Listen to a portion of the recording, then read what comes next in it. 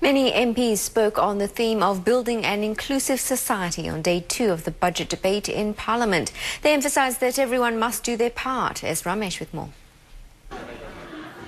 There is a role for everyone in building an inclusive society, says Dr. Amy Kaur. While the government implements policies to redistribute resources to help the vulnerable, an inclusive society is also about individuals wanting to be helped and to help themselves. This is the social partnership Singapore needs to forge and strengthen, even as we face a period of greater economic uncertainty. While the government has done more, and no doubt will continue to do so in the years ahead, the problems have to be collectively owned and comprehensively tackled. They will require a total response from everyone. And help must not be at the expense of fiscal prudence, says Dr. Janal Puthucheary. Fiscal prudence, good advice for an individual, good advice for a household, good advice for a nation. This fundamental part of our policy approach should be given more prominence. Its importance in getting us to this point in our nation's story cannot be overemphasized. We spend within our means. Opposition MPs welcome the general thrust of the budget.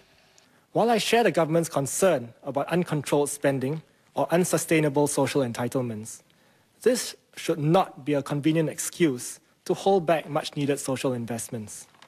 Alternate GRC MP Chen Shomao's views on Tuesday were challenged. By highlighting the vulnerable groups, he shows that he understands their plight. Second, by saying let's do more, he suggests the government isn't doing enough. I think many of us here have been working year in, year out, helping the vulnerable groups. And, it's particularly hurtful coming from Mr. Chen because I think, he might have held this belief for a long time, but he only came back quite recently to help in this. So I certainly hope that he will not make further insinuations against the character or the heart of, our party. Because we certainly share the same belief that these vulnerable groups should be helped. Speaking in Mandarin, Workers' Party Chief Lau Tia Kiang said the 2012 budget was a direct response to results of the 2011 general election. NGC Secretary General Lim Swee Say said that the GE results haven't affected the challenges facing Singapore, like transforming the economy, reducing dependence on foreign workers, and enhancing productivity levels. So for the SME out there, yes, we know that life is tough for them, especially at a pace of rapid restructuring. However, we want to assure them, I think it's important for tripartite partners to assure them that we will not neglect them.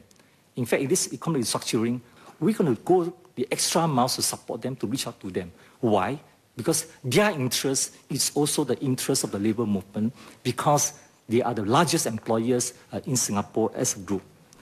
Deputy Prime Minister and Finance Minister Tharman Shanmugaratnam will reply to the various issues raised on Thursday.